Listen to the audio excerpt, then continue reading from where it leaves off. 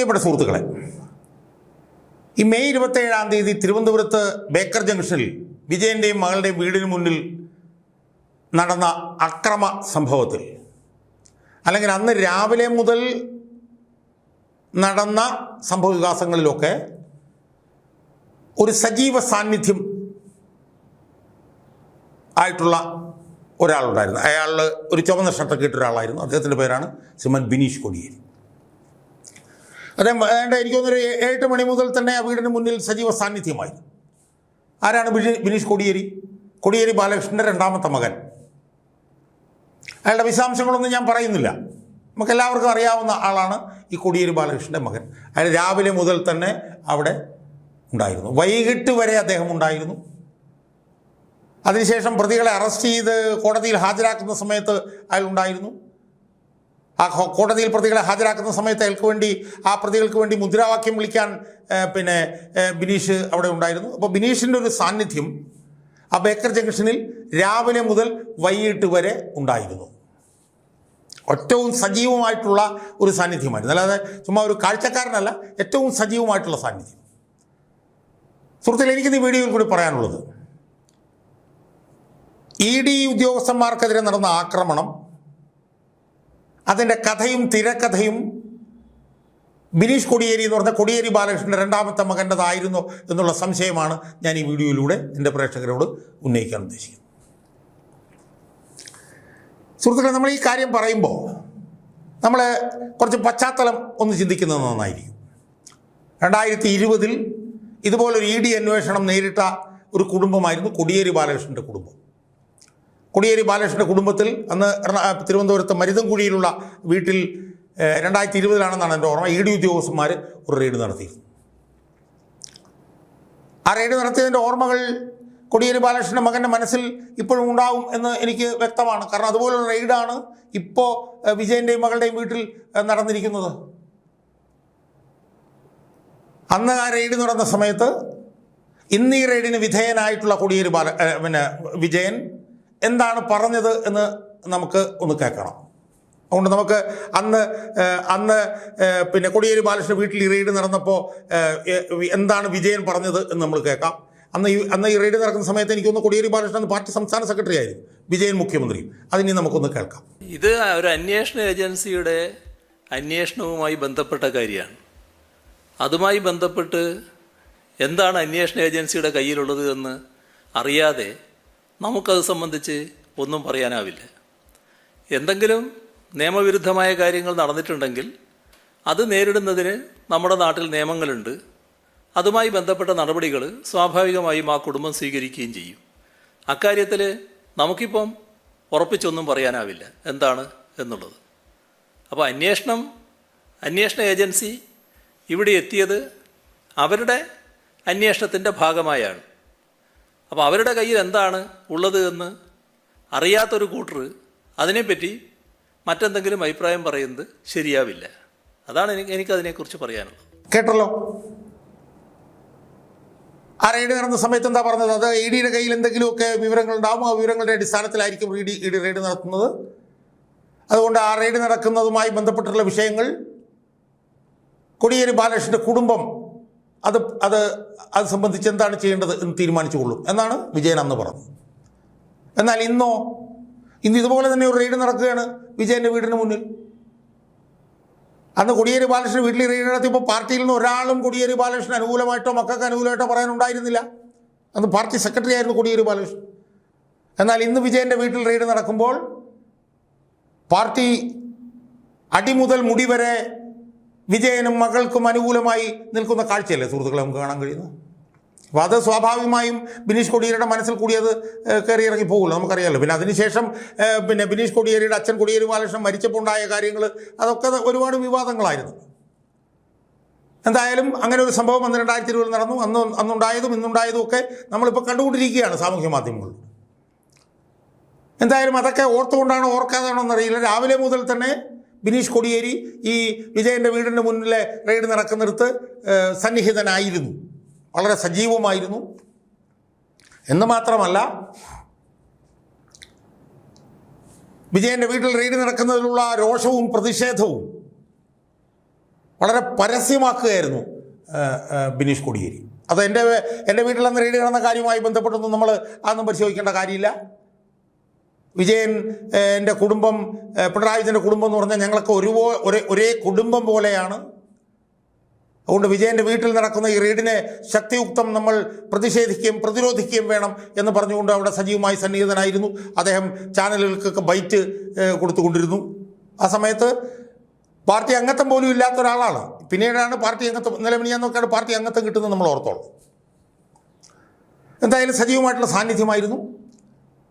റെയ്ഡിനെതിരായിട്ടുള്ള ശക്തമായിട്ടുള്ള നിലപാടുകൾ പരസ്യപ്പെടുത്തിക്കൊണ്ട് അദ്ദേഹം അവിടെ തന്നെ സാന്നിധ്യം രാവിലെ മുതൽ തന്നെ അറിയിച്ചുകൊണ്ടിരിക്കുകയാണ്. ഏതോ ചാനലുകളോട് വിജയൻ വീട്ടുതടങ്കലിലാണ് ED എന്നും പറഞ്ഞ് ED റെയ്ഡിനെതിരെ അതിശക്തമായിട്ടുള്ള പ്രതികരണങ്ങളുമായി നിലയുറപ്പിച്ചിരിക്കുകയായിരുന്നു കോടിയേരി ബാലകൃഷ്ണൻ്റെ മകൻ ബിനീഷ് കോടിയേരി.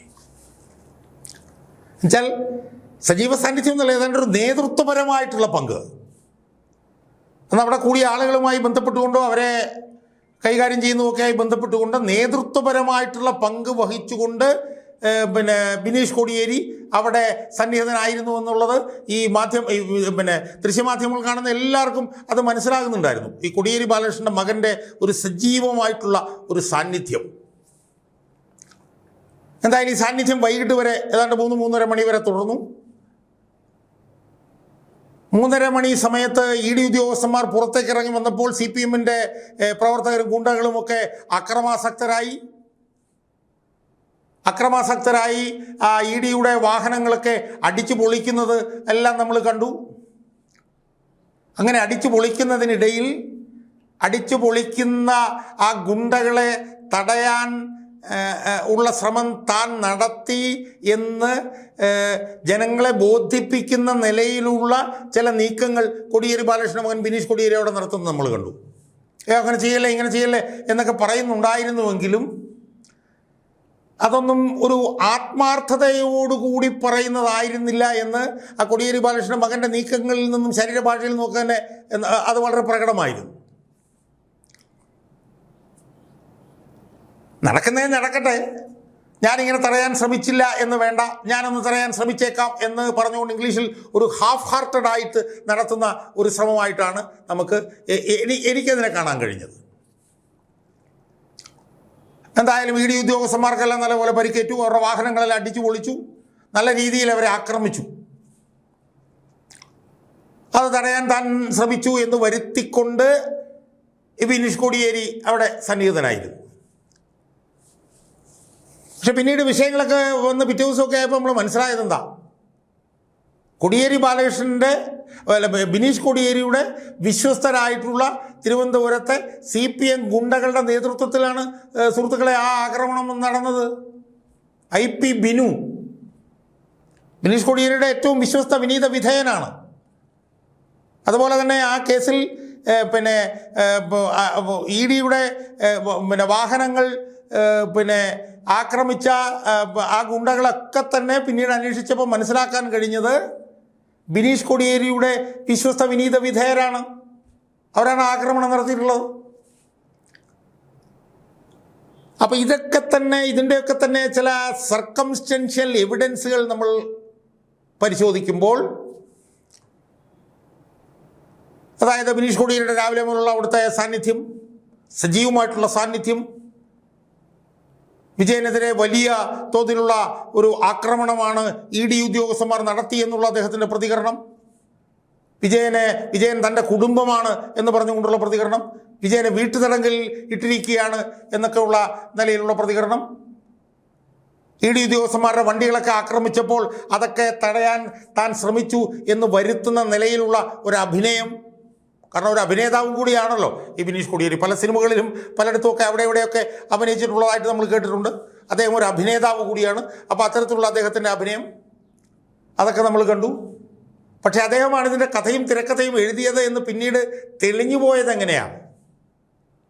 ആ വണ്ടി ED ഉദ്യോഗസ്ഥന്മാരുടെ വാഹനങ്ങൾ ആക്രമിക്കാൻ വന്ന ഗുണ്ടകളിൽ നല്ലൊരു പങ്കും ബിനീഷ് കോടിയേരിയുടെ കീഴിൽ വിശ്വസ്തയോടെ പ്രവർത്തിക്കുന്ന CPM ഗുണ്ടകളാണ് എന്ന് വന്നതോടുകൂടിയാണ് ബിനീഷ് കോടിയേരി വളരെ നല്ല രീതിയിൽ എഴുതിക്കൊണ്ടുവന്ന കഥയും തിരക്കഥയും ഒക്കെ പാളിപ്പോയത് എന്നുള്ളതാണ്. യഥാർത്ഥത്തിൽ ബിനീഷ് കോടിയേരി ഈ വിഷയം വിജയകരമായി കൈകാര്യം ചെയ്തതിലൂടെ തൻ്റെ ഒരു പക തീർക്കുകയായിരുന്നു. തൻ്റെ ഒരു ആനപ്പക വിജയനെതിരെ ബിനീഷ് കോടിയേരി തീർക്കുകയായിരുന്നു എന്ന് വേണം നമ്മൾ പറയാൻ. അതിൽ ഞാൻ അയാളെ കുറ്റപ്പെടുത്തുന്നുമില്ല.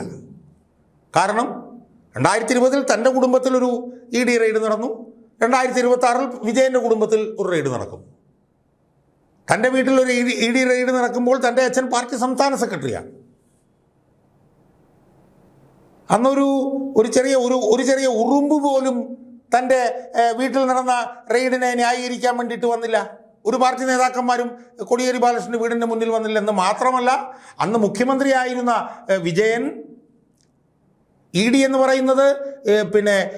പറയുന്നത് BJP ഗവൺമെൻറ് ഒരു എതിരാളികൾക്കെതിരെ ഉപയോഗിക്കുന്ന ഒരു ആയുധമാണെന്ന് പറഞ്ഞുകൊണ്ടിരുന്ന വിജയൻ 2020 വന്നിട്ട് പരസ്യമായി പറഞ്ഞത് അവരുടെ കയ്യിൽ എന്തെങ്കിലും തെളിവുണ്ടാവും, അതുകൊണ്ടായിരിക്കും അവർ വന്ന് റെയ്ഡ് നടത്തുന്നത്, അത് കോടിയേരി ബാലകൃഷ്ണൻ്റെ കുടുംബം അതിൻ്റെ കാര്യങ്ങൾ നോക്കിക്കോളും എന്ന് തള്ളിപ്പറഞ്ഞ വിജയൻ ഇപ്പോൾ വിജയനും മകൾക്കുമെതിരെ റെയ്ഡ് നടത്തുമ്പോഴത്തേക്കും നമുക്ക് ഒരുമിച്ച് പോരാടാം എന്ന് വന്ന് പറയുന്നു.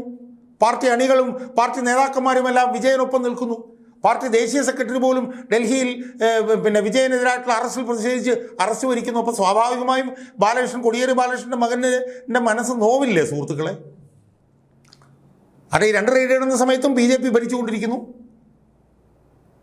രാഷ്ട്രീയ നേതാക്കന്മാരുടെ എതിരാളികൾക്കെതിരെ സമരായുധമായി ED ഉപയോഗിക്കുന്നു എന്ന് ഉള്ള ആരോപണം ഉയർന്നു നിൽക്കുന്ന സമയത്ത് തൻ്റെ അച്ഛനെതിരെ ഒരു അന്വേഷണം നടന്നപ്പം ഒരു ഈച്ചയും അനങ്ങിയില്ല.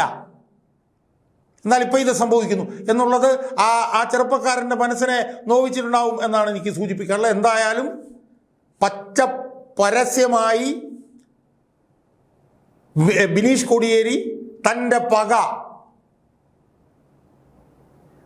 പക വിജയനോടുള്ള തൻ്റെ പക തീർത്തിരിക്കുന്നു എന്നുള്ളതാണ് ഈ ED ആക്രമണത്തിൽ ബിനീഷ് കോടിയേരിക്കുള്ള പങ്കുമായി ബന്ധപ്പെട്ടുകൊണ്ട് നമ്മൾ മനസ്സിലാക്കേണ്ടത്. കൃത്യമായിട്ടുള്ള കഥയും തിരക്കഥയും ബിനീഷ് കോടിയേരിയുടേതായിരുന്നു. ആ സംഭവത്തിന് മൊത്തം ബിനീഷ് കോടിയേരിയുടെ ആനപ്പക എന്ന് നമുക്ക് വേണമെങ്കിൽ പറയാം എന്നാണ് എനിക്ക് സൂചിപ്പിക്കാനുള്ളത്.